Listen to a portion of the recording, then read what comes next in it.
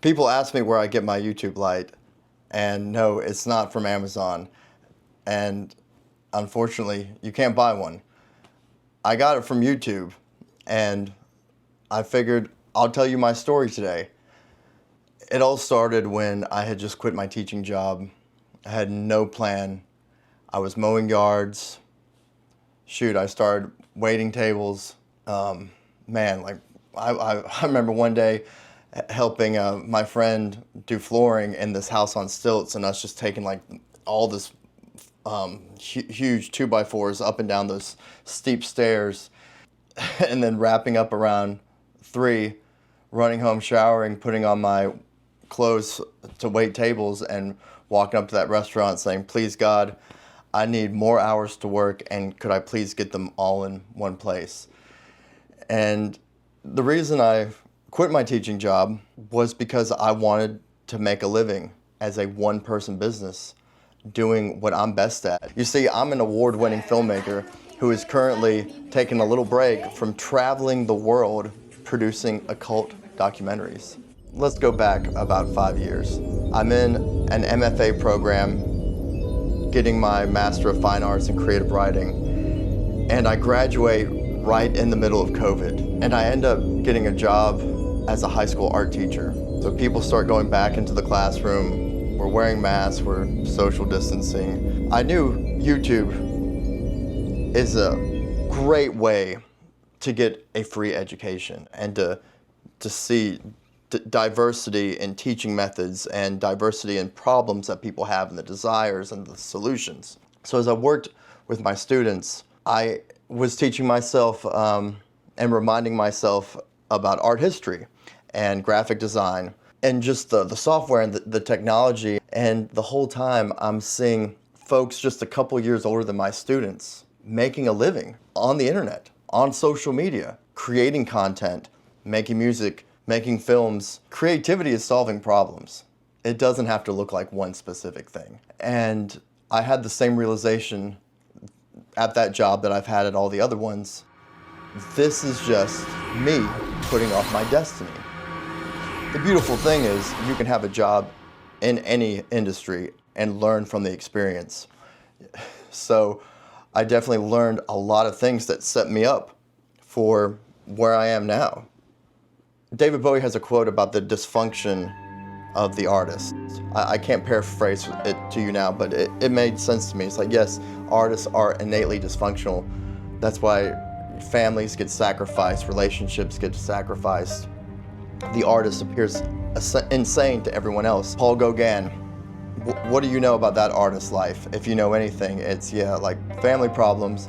David Lynch, his relationships, his love life, his family life, just from the outside, looks very different from what we're sold it's supposed to look like.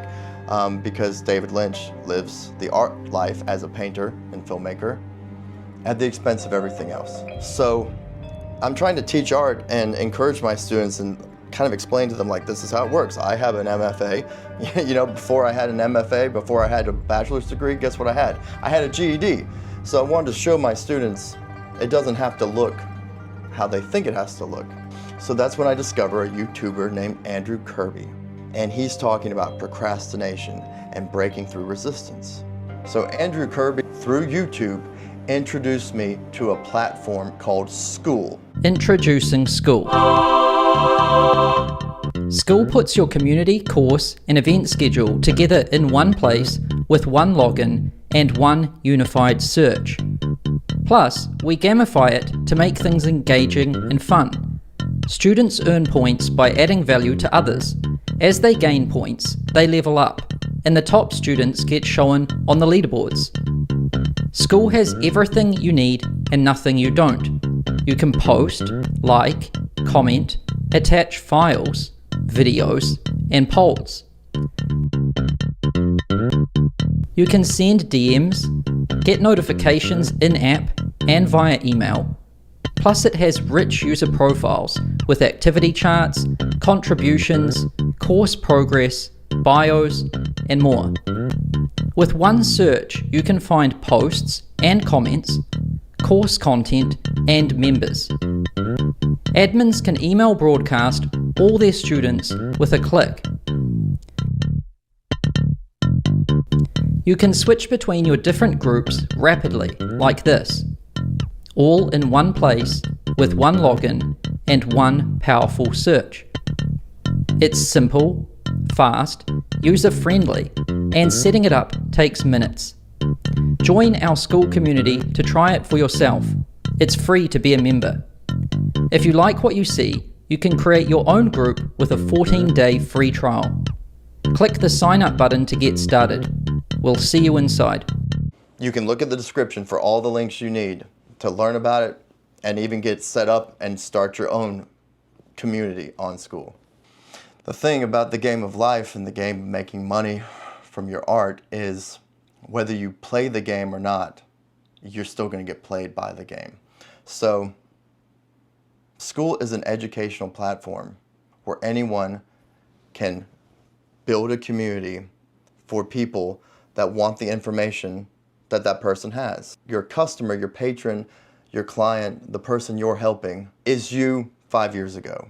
Like, what would you teach yourself? And so with Andrew Kirby's help, I discovered the concept of synthesizer. A synthesizer takes one thing that's probably already really popular and people are drawn to it, therefore there's a market for it, and in a new way, they explain it to help people make that breakthrough. People like them, people that see the world and understand things like they do. The best writing that audiences respond to takes something familiar and twists it. Something familiar with a twist. That's what all those great blockbusters of the past are. Jaws, Alien, The Exorcist. All those movies provide the audience with something familiar, with a twist. So that's what a synthesizer does. And Andrew Kirby started teaching me these concepts that were already everywhere, but I just didn't know about it, like most people don't. One of the wisest professors I had, she told us point blank, writers don't talk, even to other writers, about the money side of their business. They just don't do it. They don't want you to know. And I really took this as a mission when I was wrapping up my graduate degree, because the whole point of being in any community, the real thing you're doing is networking and getting around people who know what you want to know, and then people who are on your level looking for the same information. At this point, I just realized, like, man, I can only help these kids so much, but it's time to go, bro.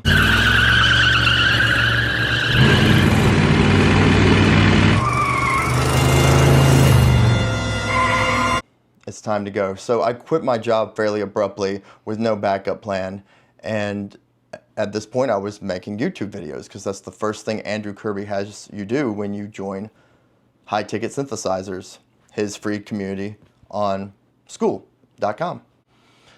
And I had no idea what I wanted to talk about, but my first video was on The Exorcist and the theology of horror and 1970s Giallo cinema and how the legalization of divorce and other things relating to family planning, and all that stuff. These films represent the existential, theological, moral, ethical, dilemma of that time, and I started making videos about horror fiction, horror cinema, and how it reflects not just beliefs of the afterlife and theology, but male and female relationships, and that's all I care about. Sex and death. That's it. Those are the only two gods there are. So I just started making content, and I did it relatively inconsistent, especially once I quit my job and then things were really chaotic. But there was one day where I got home from mowing a yard and was just drying off after a shower, and I had screen captured on my iPhone footage of Orthodox monasteries, just imagery that I liked. I didn't know what I was going to do with it, but I grabbed it. And I ended up making a video about certain historical characters in a somewhat recent subgenre of metal music called stoner doom, and how those people connected to Eastern Orthodox monasticism. And to this day, that video still gets a lot of views because I took two things that, two different specific niches and search for on YouTube all the time, and I put them together. And now the stoner doom people and the ortho bros into monasticism are both watching the video. It's a similar concept to something familiar with a twist, but it's different. It's not the exact same thing, but you're seeing a pattern here, taking things and putting them together. And I didn't do it on purpose. I see it in retrospect, what I did and why it was and still is popular. But a lot of products and things, that's what it is. And sometimes you do it by mistake. So I wasn't even keeping up with my YouTube emails and notifications, but that video started getting, hundreds of views a day, a comment or two every single day, shares, all this stuff.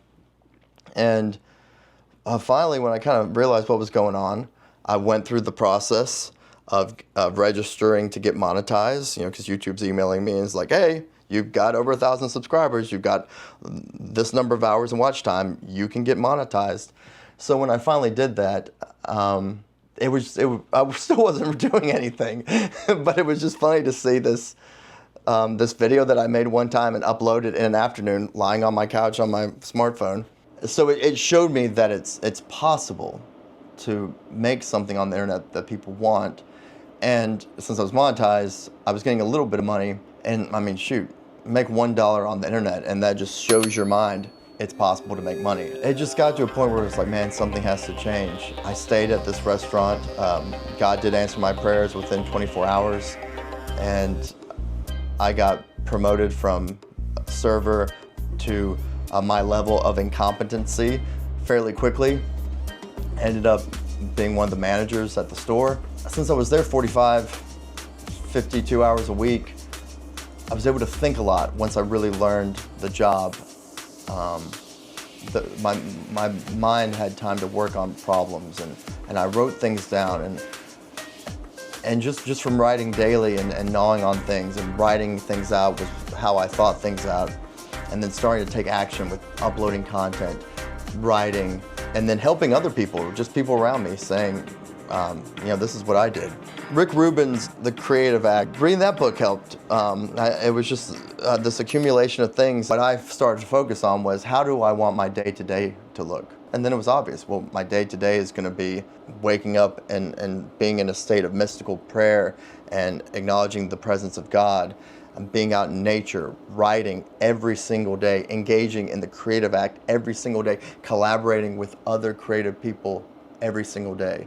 And that last one is not just, oh, we're making music together, oh, we're co-authoring something together, which is what I do outside of filmmaking, but teaching people, being a mentor. And so I started living my days that way, on top of working up to 50 some odd hours a week at a restaurant. And in less than 6 months, my whole life changed. In less than 6 months, I was quitting my restaurant job to make movies. I made college my plan A and made my dream my plan B. I wrote, I made videos, I made music. I still kept doing these things because that's who I am, but I did them in secret. I'm a writer, I'm present, I'm really living life. That changed everything. I started paying for coaching and education from people that I saw doing the thing that I wanted to do. And I was able to do that through Skool. Skool.com, Skool.com. It's virtual, the platform itself, but I'm in virtual proximity to millionaires, to up-and-coming copywriters. I just paid for coaching from Patrice Moore, who, instead of being in college right now, she started learning copywriting, 3 months ago? And now people are paying her high ticket to learn from her. Bro, she's putting in 18-hour days. You should definitely get around people who are doing the thing you want to do, regardless of, their path, how they got there. Because things are changing all the time, man. So by getting in proximity of these people and getting coaching and getting their feedback, I started uploading YouTube videos consistently and just sharing with you what I'm doing. And because I'm monetized, and at some point I was prompted by YouTube to join their Partners Perks program, which I barely remember doing, but I'm sure it was the same with getting monetized. They just sent me an email, like, you're eligible for this. Well, YouTube sent me an email. And I kind of thought it was a scam halfway through setting up, where I was like, this is just too cool. So far I've gotten that neon light from YouTube, and their like high five creators thing. I got a coupon for Domino's Pizza. I hadn't even used that yet. I got a free ticket to go to a movie at AMC theaters. I got coupons for like the Adobe Suite, you know, get a free month. You know, I'm getting things and I'm not even using them because it's like, who can keep up with all that? But YouTube, I guess, saw me for the past 2 years inconsistently posting, but you know, some of my videos are catching on, and it just goes to show YouTube supports small channels because they know this is the future. Google knows that you and your one-person business is the future. So this is your time to shine. This is the time of the one-person business. Skool.com, everything's in the description.